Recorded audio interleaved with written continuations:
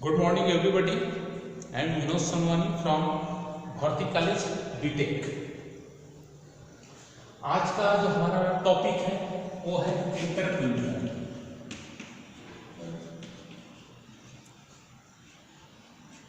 हमारा जो टॉपिक है एंटरप्रेन्योर, उद्यमी। एंटरप्रेन्योर को आपको समझना जरूरी है। एंटरप्रेन्योर कौन है? सबसे पहले मैं सिंपल लैंग्वेज में समझा देता हूँ। टाटा, बिरला, मुकेश अंबानी, धीरू भाई अंबानी, ये जितना भी हम नाम लेते हैं ये सब एंटरप्रेन्योर है। ठीक है। एंटरप्रेन्योरशिप और एंटरप्रेन्योर में अंतर है। एंटरप्रेन्योरशिप क्या है? जिसमें हम पूरे बिजनेस को ओवरऑल तरीके से लेते हैं, वो एंटरप्रेन्योरशिप है। और एंटरप्रेन्योर उद्यमी है, जो बिजनेसमैन, जो कंपनी चलाता है, वो एंटरप्रेन्योर है। क्लियर? तो आज का हमारा जो चैप्टर है, टॉपिक है, वो है एंटरप्रेन्योर, उद्यमी।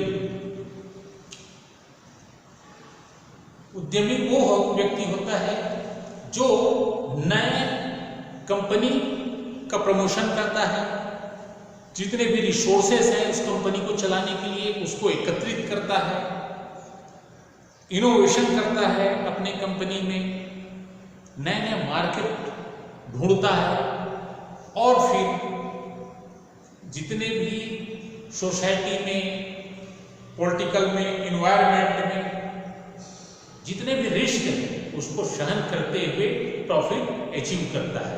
उस व्यक्ति को एंटरप्रेन्योर कहा जाता है। अमेरिका में जैसे जो व्यक्ति अपनी नई कंपनी खोल रहा है, नई कंपनी की स्थापना कर रहा है, नया उपक्रम लगा रहा है, उसको एंटरप्रेन्योर कहा जाता है। लेकिन जर्मनी में जिस व्यक्ति के पास सत्ता है, जिस व्यक्ति के पास संपत्ति है, पावर एंड प्रॉपर्टी, उस व्यक्ति को एंटरप्रेन्योर कहा जाता है। लेकिन हमारे देश में एंटरप्रेन्योर किसे कहा जाता है? जो व्यक्ति बिजनेसमैन है या बिजनेस करने के लिए नई कंपनी की स्थापना किया है। ठीक है। अब ये आप अच्छे तरीके से समझ गए होंगे कि उद्यमी और उद्यमिता, एंटरप्रेन्योर और एंटरप्रेन्योरशिप में क्या डिफरेंस है। एंटरप्रेन्योर एक व्यवसायी को, एक बिजनेसमैन को कहा जाता है, और एंटरप्रेन्योरशिप जिसमें ओवरऑल एक्टिविटीज आती है। क्लियर? अब उद्यमी की मीनिंग समझ लेना, या कॉन्सेप्ट एंड मीनिंग। कॉन्सेप्ट और मीनिंग क्या है? जो व्यक्ति अपने बिजनेस, नई बिजनेस की प्रमोशन करता है, नए नए रिसोर्स अपने कंपनी के लिए लाता है, या रिसोर्सेज की व्यवस्था करता है, ऑर्गेनाइज करता है, रिस्क बेयर करता है, किसी प्रकार की फाइनेंस की जरूरत पड़ती है तो फाइनेंस की व्यवस्था करता है, व्यवसाय में होने वाले सारे रिस्क को वहन करता है, और इन सब को करते हुए जो प्रॉफिट अपॉर्चुनिटी खोजता है, प्रॉफिट गेन करता है, प्रॉफिट के लिए कार्य करता है, उस व्यक्ति को हम एंटरप्रेन्योर कहते हैं। ये इसका कॉन्सेप्ट और मीनिंग हो गया। दूसरा डिफिनेशन,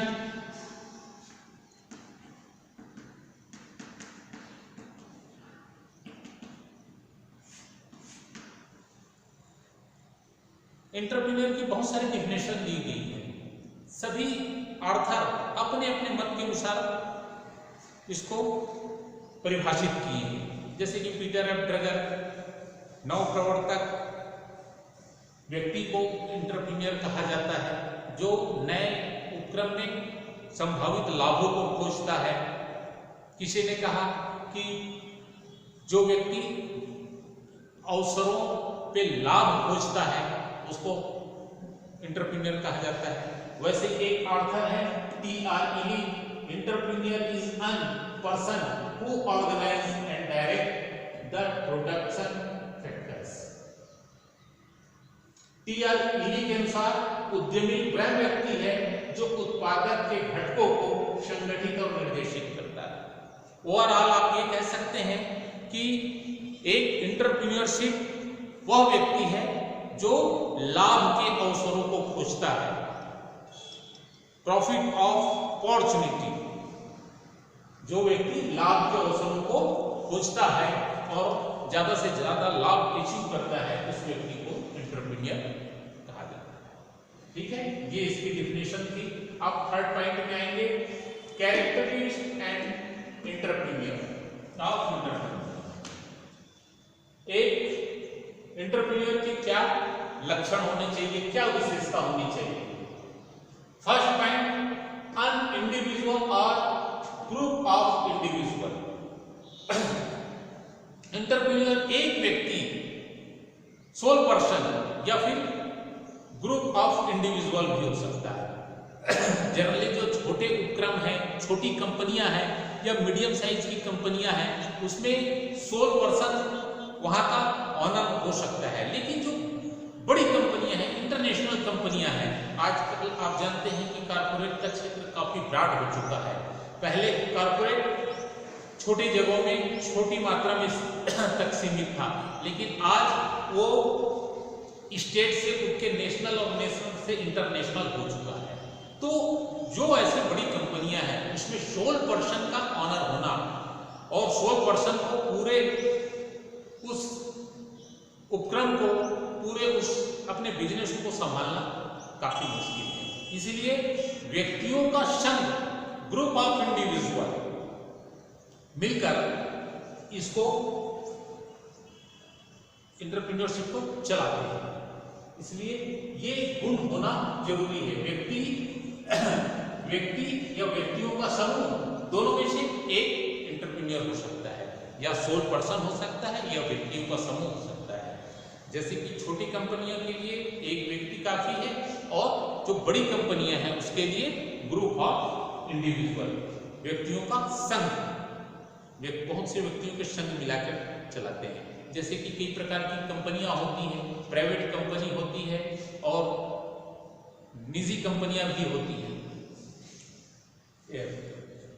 सार्वजनिक कंपनियां भी होती हैं। तो सार्वजनिक कंपनियां और प्राइवेट कंपनियों के लिए, दोनों के लिए जनरली गवर्नमेंट ने नंबर ऑफ मेंबर्स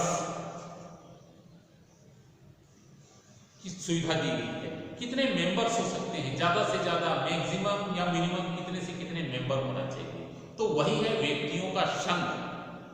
ठीक है, तो an individual and group of individual.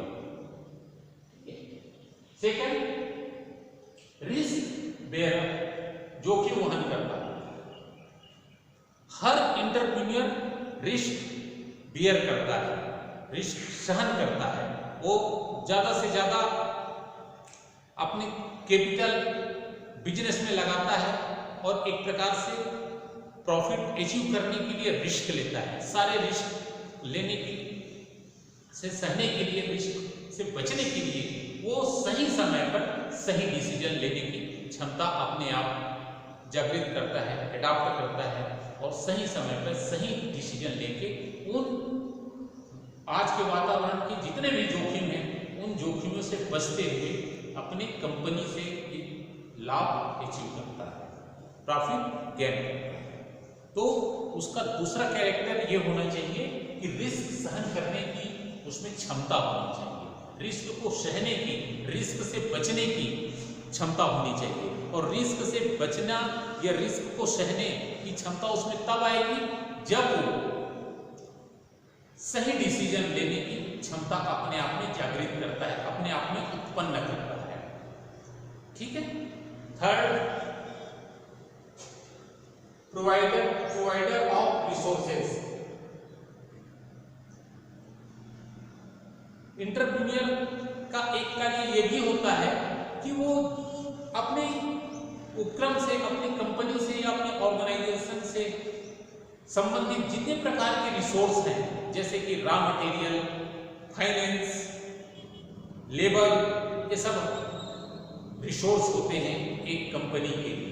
इन सबको इकट्ठा करना, इन सबका सही तरीके से संगठित करके ज़्यादा से ज़्यादा अपने प्रोडक्शन को हाई करना, और जितना ज़्यादा प्रोडक्शन वो हाई करेगा उतनी ज़्यादा उसकी प्रॉफिटेबिलिटी बढ़ेगी, लाभ उत्पादन क्षमता उसकी बढ़ेगी।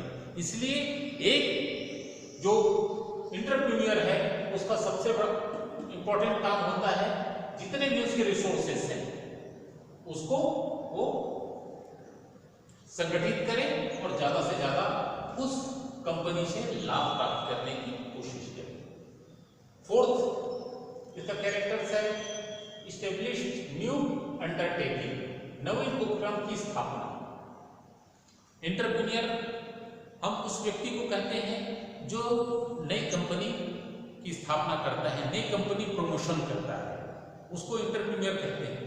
लेकिन यहां पे इसका एक गुण है कि जो एंटरप्रेन्योर होता है वो हमेशा एक नई चीजों को सोचने के साथ साथ नई कंपनी की स्थापना करने की भी सोचता है, नई कंपनी की भी स्थापना करने की सोचता है। तो जो नई कंपनी, नए उपक्रम की स्थापना करता है उस व्यक्ति को हम एंटरप्रेन्योर कहते हैं। ये मैंने आपको बताया, वही ये पॉइंट है। Next point, innovator. एक बिजनेसमैन या एक एंटरप्रेन्योर एक इनोवेटर का भी कार्य करता है। वो हमेशा नई नई चीजें सोचता है, न्यू कंपनी,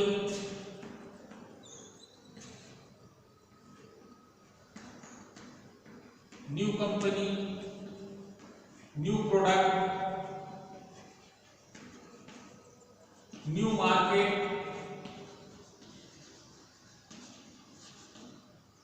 न्यू मशीन,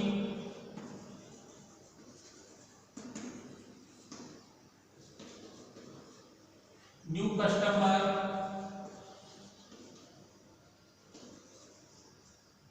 ये सब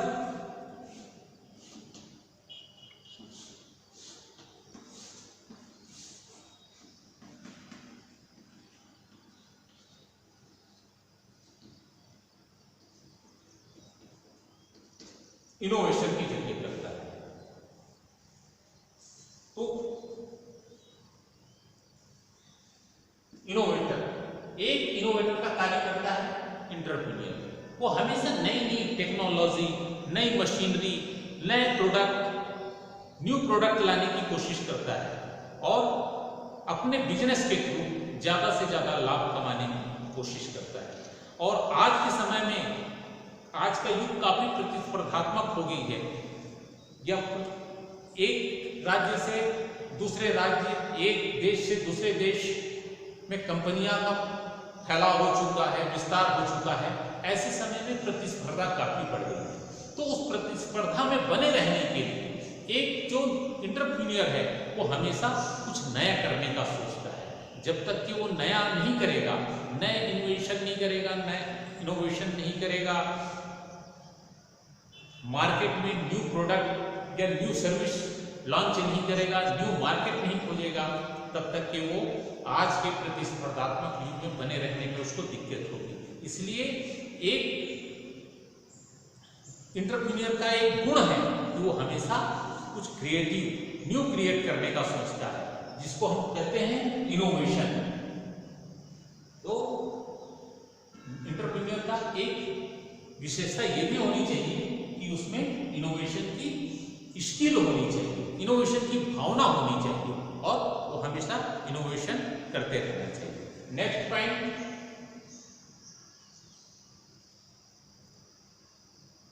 टेक अपॉर्चुनिटी, अवसरों को ग्रहण करना।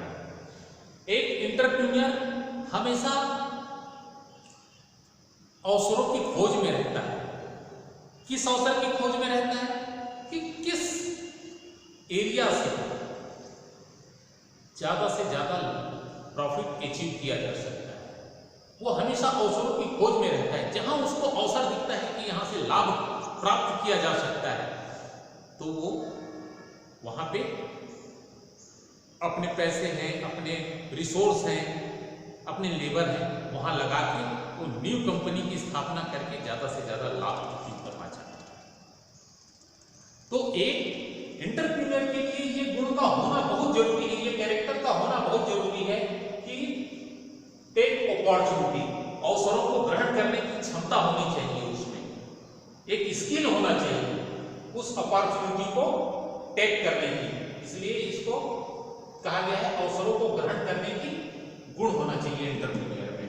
नेक्स्ट पॉइंट, डायनेमिक एजेंट, गतिशील प्रतिनिधि। एक एंटरप्रेन्योर को हमेशा कुछ ना कुछ क्रिएट करना चाहिए, क्रिएटिव माइंड का होना चाहिए, इनोवेशन माइंड का होना चाहिए, गतिशील होना चाहिए, डायनेमिक होना चाहिए। अगर वो डायनेमिक नहीं है तो उसको आज के प्रतिस्पर्धात्मक युग में बने रहने में, उसके प्रोडक्ट को मार्केट में बने रहने में, ज्यादा से ज्यादा प्रॉफिट गेन करने में आज के समय में उसको दिक्कत या परेशानी आ सकती है। इसलिए उसका या किसी भी एंटरप्रेन्योर का आज के समय में डायनेमिक होना इंपॉर्टेंट है। जो जितना डायनेमिक होगा उतना ज्यादा अपॉर्चुनिटी की खोज करेगा और अपॉर्चुनिटी खोज कर वहां से ज्यादा प्रॉफिट अचीव करेगा। नेक्स्ट पॉइंट, लीडरशिप या लीडर। एक एंटरप्रेन्योर को लीडर होना चाहिए, उसको अपने ऑर्गेनाइजेशन में नेतृत्व करने की क्षमता आना चाहिए। नेतृत्व करने की क्षमता ही उस कंपनी के लाइफ को प्रदर्शित करेगी, लाइफ को बताएगी। अगर एक एंटरप्रेन्योर का लीडरशिप अच्छा है तो वहां के पूरे एम्प्लॉइज को अच्छा नेतृत्व के जरिए उस गोल को, जो गोल कंपनी ने कंपनी की स्थापना के समय स्थापित किया था, उसको प्राप्त करने में मदद करेगी। इसलिए एक एंटरप्रेन्योर का बेहतर लीडर होना, नेतृत्व करने की बेहतर क्षमता होना, ये गुण होना आवश्यक है। नेक्स्ट पॉइंट, प्रोफेशनल नेचर, पेशेवर प्रवृत्ति। एक एंटरप्रेन्योर के लिए प्रोफेशनल नेचर का होना आवश्यक है, पेशेवर प्रवृत्ति होनी चाहिए। पेशेवर प्रवृत्ति होने से देश और समाज दोनों को लाभ होगा। देश की आर्थिक स्थिति, देश की और सामाजिक स्थिति जब सुधरती है तो वो एक पेशेवर प्रवृत्ति के व्यक्ति के कारण सुधरती है, क्योंकि जो पेशेवर प्रवृत्ति का व्यक्ति होता है वही रिस्क लेना जानता है या रिस्क लेता है, बिजनेस में पैसा लगाता है और न्यू बिजनेस की स्थापना करके देश और समाज की सेवा करता है। देश की सेवा किस प्रकार से करता है? वो देश के आर्थिक विकास में सीधा योगदान देता है। समाज की सहायता कैसे करता है? वो समाज के सभी वर्गों के लिए जो भी प्रोडक्ट या सर्विस लॉन्च करता है और उनको प्रोवाइड कराता है, तो एक प्रकार से सोसाइटी की सेवा करता है। ठीक है, इसलिए एक एंटरप्रेन्योर को प्रोफेशनल नेचर का होना आवश्यक है, ये उसका गुण होना चाहिए। लास्ट पॉइंट है प्रॉफिट इज रिवार्ड, प्रतिफल लाभ है। एक एंटरप्रेन्योर के लिए जितने भी वो रिस्क लेता है, जितने भी वो अपॉर्चुनिटी ग्रहण करता है, जितने भी वो रिसोर्स को इकट्ठा करके अपना सारा समय, सारी अपनी ऊर्जा, अपनी एनर्जी जिस बिजनेस में लगाता है, जब वो बिजनेस प्रॉफिट गेन करती है, प्रॉफिट प्राप्त करती है, तो उसका रिजल्ट क्या होता है? प्रॉफिट पे होता है। यही एक पॉइंट है, प्रॉफिट इज रिवार्ड। तो उसको उस कंपनी से क्या रिवार्ड मिलता है? प्रॉफिट के रूप में रिवार्ड मिलता है। ठीक है, तो एक एंटरप्रेन्योर को या एक एंटरप्रेन्योर के लिए ये कैरेक्टरिस्टिक का होना नेसेसरी है, आवश्यक है। इतने उसमें गुण या इतनी विशेषता होनी चाहिए। एक एंटरप्रेन्योर हमारे देश की आर्थिक प्रगति में, देश की सामाजिक प्रगति में, राजनीतिक प्रगति में बहुत इम्पॉर्टेंट रोल अदा करता है। जितने ज़्यादा एंटरप्रेन्योर हमारे देश में रहेंगे, जितने ज़्यादा एंटरप्रेन्योर्स की सोच वाले, प्रवृत्ति वाले व्यक्ति रहेंगे, देश उतना ज़्यादा विकास करेगा। तो आज का ये हमारा चैप्टर था। नेक्स्ट दूसरी क्लास में देखेंगे। Thank you very much.